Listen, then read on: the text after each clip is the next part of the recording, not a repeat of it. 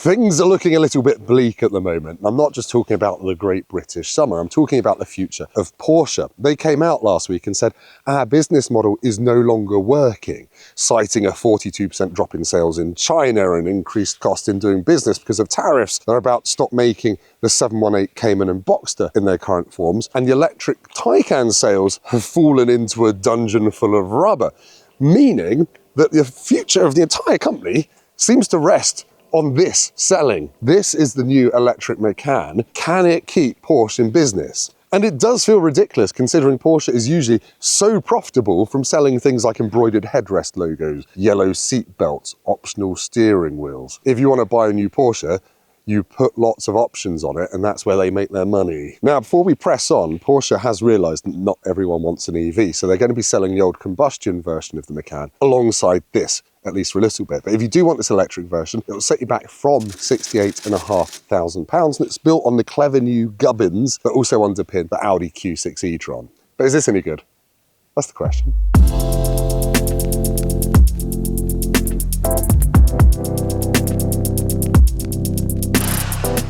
While that entry-level 68.5 grand Macan has 360 horsepower from a single motor and a 0 to 62 time of 5.7 seconds, this is the Macan 4S with 516 horsepower, and it will take just 4.1 seconds to get to 62 miles an hour. But you'll pay £77,000 for one of these before options, and this particular green car has enough options to take it to £107,000, and it's not even the fast one. If you want properly nutty fast, the Macan Turbo has 640 horsepower and takes just 3.3 seconds to 62 miles an hour. That costs £97,000 before you stick a single option on it. Well, I think it's quite a handsome car for the money. This is Aventurine Green Metallic, which is £2,200. Those 22-inch wheels, do you think they're standard? You must be mad. They're £3,500 for those 22-inch wheels. Oh, the tinted Matrix LED headlights, £1,150. But actually, to be honest, it doesn't share a single component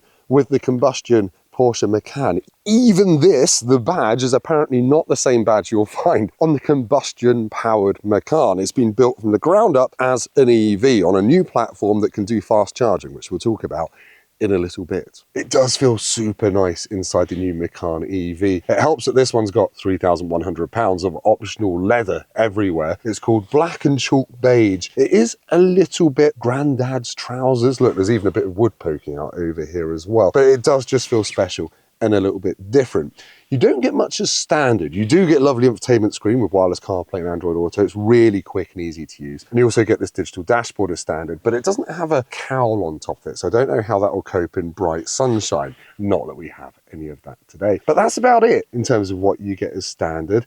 Everything else is optional. Heated seats, optional heated steering wheel, optional ventilated massage seats, and this one, optional head-up display, which is one of the biggest head-up displays I've ever seen. It actually is just the biggest. It's like driving with a 55-inch OLED TV stuck on your bonnet. Can get a little bit distracting because it uses augmented reality to put red lines at the edge of the road, and it gets confused on country roads and puts red lines where it thinks you're going to go. And it also puts hazard warning signs on other cars that you're a bit too close to, and that hazard warning sign follows the car around in your view, which is a little bit too much. This one's got a wireless charger. I love that you've got a separate climate control panel down here. This one's also got quite an expensive optional passenger screen, which is something for your passenger to do on long journeys, I guess, but I wouldn't bother. In terms of practical things though, you've got okay sized door bins. They are felt lined.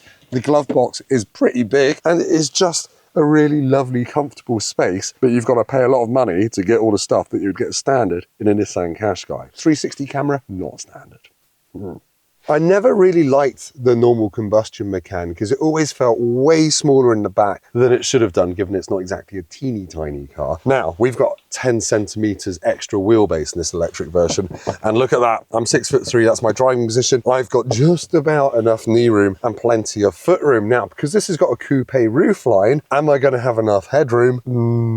Not really. My head touches the roof when I sit back. I can slouch and it's okay, but I do feel a little bit trapped back here. The doors also don't open all that wide, so getting my child seats in there has been a little bit of a fiddle. The ISOFIX covers are easy to use though, they just flip down like that, but then you do feel a bit bad putting a child seat on this lovely, lovely beige leather. You've got a middle seat cup holder armrest combo there. You've got 2 USB-Cs down there, and you've got a third zone of climate control back here as well. So it is very well equipped for backseat passengers, and it's more spacious than before. I would say it's mostly a win, apart from the old noggin space. Right, from the side, there's some clever and not quite so clever stuff going on with this new Macan EV. It's 4.8 meters long, which is about the same as the combustion version, but it weighs 400 kilos more like for like than the petrol-powered ones. This is 2.3 tons sitting here. Now, they've given it some chassis options to help mitigate that. So this one's got rear-wheel steering and optional air suspension as well. And obviously, it's got this coupe roofline for more efficiency. And let's talk about the electric stuff. This has got a 95 kilowatt-hour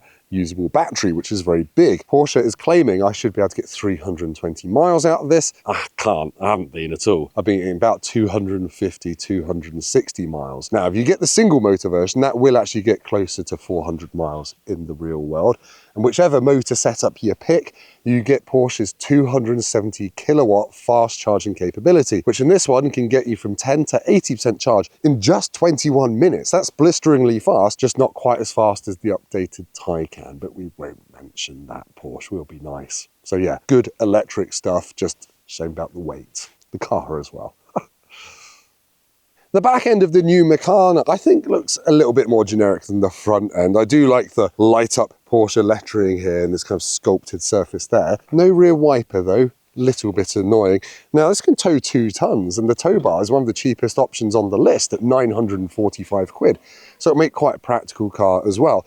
Another good thing is you've got 540 litres of boot space. That is 60 litres bigger than the boot in the old petrol Macan. So it's a really decent space. And under the boot floor, you've got the subwoofer for the upgraded Burmester sound system, which is a couple of grand. But you don't need to store your cables under there because you've got a massive 84-litre frunk, which is really quite cool. You've also got these handy little levers here for dropping the back seats down remotely. And then you've actually got quite a flat floor all the way through from here to the driver's seat. So Porsche has made a very practical car here. Well done, I'm impressed. Right, we're gonna go for a drive in the new Porsche Macan EV while Neptune is wringing out his gym towel. Shouldn't matter though, because I've got 4-wheel drive. And normally, when you get into a Porsche to do a driving segment, oh look, there's a Porsche coming the other way. Let me get out of his way. He's got a Cayenne. No, that's the old Macan. It's the old Macan. Right, hang on, this is steaming up like absolute Sorry, where were we? Yeah, normally you get behind the wheel of a Porsche and you have to say, oh, it feels like a Porsche with very heavy steering and accelerator travel and brake pedal weights. Yet this actually feels a bit more usable. In the old Porsche Macan, however you want to say it, the steering in that always felt artificially heavy. They tried to make it feel like you're in a Cayman, but you're in a family SUV. The steering in this is actually nice and light, which makes it easy to park, but it's still reassuring when you're going to drive it quickly. And drive it quickly you can. 0 to 62 in 4.1 seconds if you put it in Sport Plus mode and then just boot it.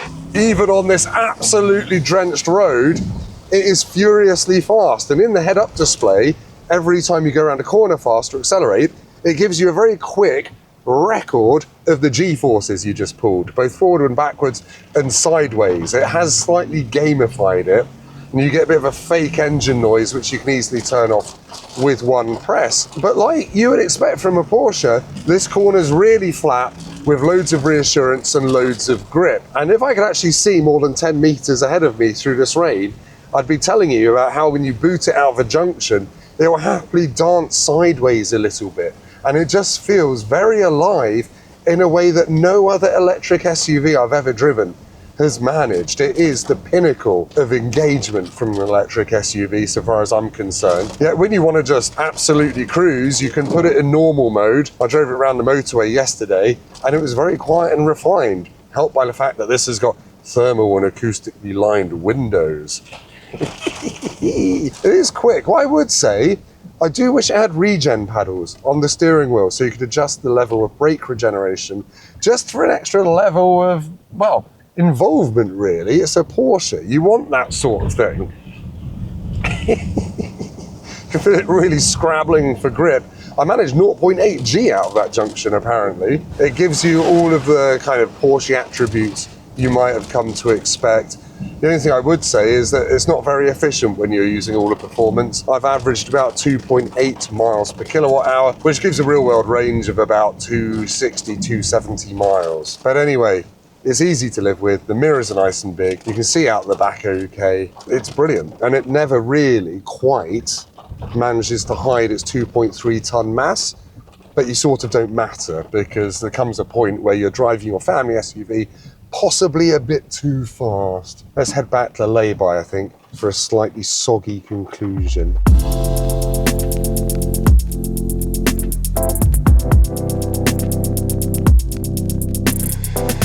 The new Porsche Macan EV then is a lovely thing, but then so was the Taycan. And before I go into the rest of my conclusion, I should point out this is forecast to hold on to a lot more of its residual value than the Taycan did, which famously plummeted in value after a couple of years. Because this is an SUV, people understand SUVs, it's going to hold on to its value a lot better. But what a great thing, what a comfortable, what an exciting, what a lovely thing it is inside. Really, the only flaws are the price, the range could be better, and efficiency isn't great in the fast ones like this when you're tanking along. But otherwise, it's really engaging. It moves around. It gives you all the sensations that a Porsche should give you. And it's more practical than the petrol version, which I really like. So blow me down, Porsche, this should sell very well. Now, can you keep the business going so we get to drive GT3s for a bit longer?